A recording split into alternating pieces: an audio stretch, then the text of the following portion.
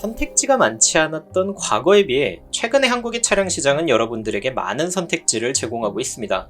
국내 제조사뿐만 아니라 해외 수입차들 역시도 다양해졌는데요. 혹시나 그 중에 여러분들의 첫 차, 혹시 경차로 고민해 본 적 있으신가요? 오랜 세월 국내 시장에서 많은 소비자들의 합리적인 선택지였음에도 불구하고 갈수록 애매해지는 가격대와 갈수록 애매해지는 이 성능비로 출시되는 바람에 시장에서 외면받고 있는 차급이 되었습니다. AX1의 등장으로 새로운 바람이 불 것인지 아니면 2022년 스파크 단종에 따른 시장의 쇠퇴기에 접어들 것인지 경차 시장의 이모저모 얘기해볼까 합니다. 국내의 자동차라는 품목은 1954년 영업용 택시의 등장이 있었지만 실질적인 대량 양산화를 인정받은 건 1976년 포니로부터 시작합니다.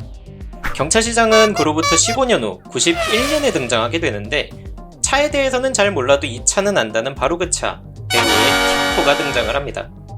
83년 대한민국 상공부, 지금의 산업통상자원부의 요청에 의해 국민차 보급 추진의 일환으로 탄생.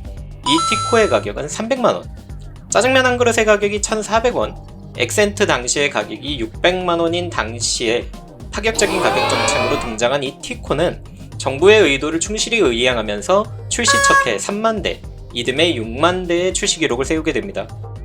경제적인 차라는 목표로 출시된 이 경차급수의 티코 이후에 98년 IMF를 겪으며 경제성이라는 장점을 더욱 부각시킨 이 티코는 향후 경차급수의 경쟁차종의 등장을 견인하는 역할을 하게 되는데요. 여러분들이 생각하시는 이 경차는 경제적이라는 일반적인 상식은 해당 시기에 정부의 경차 보급 계획과 IMF를 통한 소비자 인식을 지나오면서 생기게 된 고정적인 관념이라고 생각해 주시면 될 것 같아요. 이후에 시장 경쟁을 통해서 경차 시장의 황금기가 들어서게 됩니다. 97년에 아토스, 98년에 비스토, 마티즈, 2004년 모닝, 11년 스파크 레이까지 91년부터 2011년까지 20년간 이동성과 경제성을 동시에 가져가며 시민의 든든한 발이 되어준 이 경차 시장. 그리고 다시 10년 뒤 2021년 지금은 어떨까요? 경차 시장은 14년 19만 대 판매 이후로 꾸준한 나락세를 겪으며 올해 10만 대 저지선이 뚫릴 것이란 전망 하에 대중의 선택지에서 멀어지게 됩니다. 경차 시장의 최대 장점은 오랜 시간 동안 익숙해져온 이 경제성의 그 근간을 두고 전략을 세우고 있었습니다. 이 경제성이 흔들리기 시작한 것은 2008년 경차의 규격 변화로부터 시작이 되는데요. 3.5, 1.5, 2m의 800cc 배기량에서 3.6, 1.6, 2m의 1000cc로 규격이 오르게 되면서 가격이 300만원 이상 상승의 원인을 제공을 하게 되고요. 안전성과 최신 기술의 꾸준한 요구 속에 자율주행 기술, 편의 기술 등의 최신 기술 역시 경차 사양임에도 지속적으로 반영이 되기 시작합니다. 과거에 가격 최적화를 위해 스피커조차도 옵션으로 팔던 때에 비해서 현재 경차의 최소 적용 기술 수준은 아반떼의 그것과 다르지 않다는 얘기죠.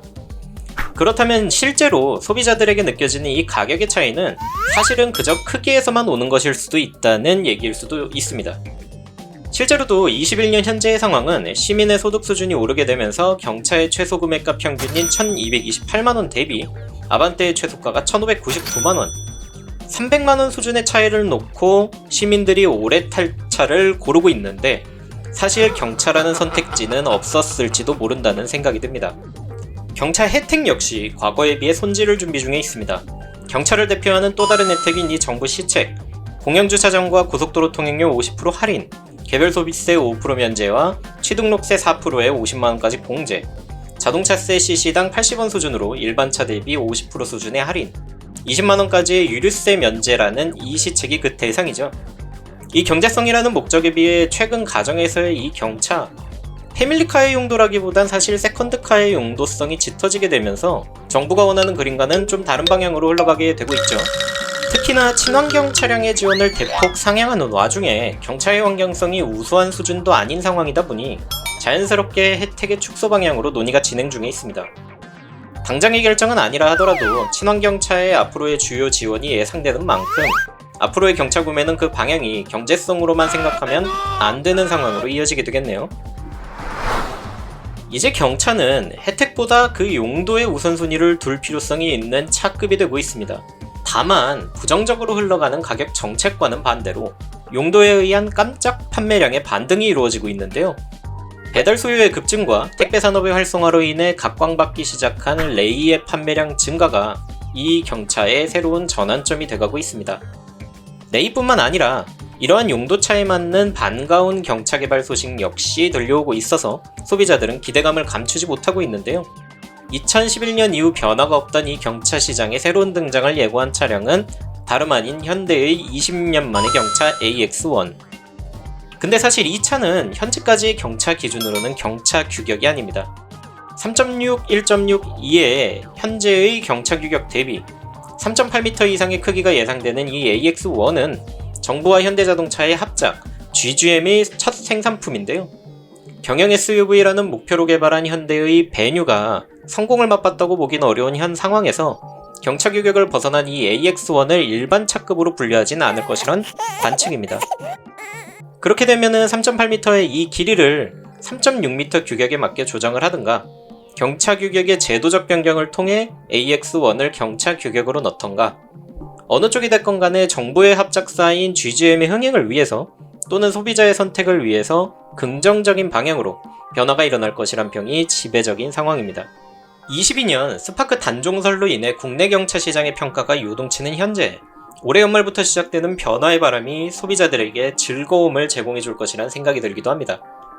경차 시장에 대한 요모조모 재밌으셨다면 구독과 좋아요 부탁드리고요. 다음에도 한 개 더 이득 보는 내용으로 돌아오겠습니다. 다음에 볼게요.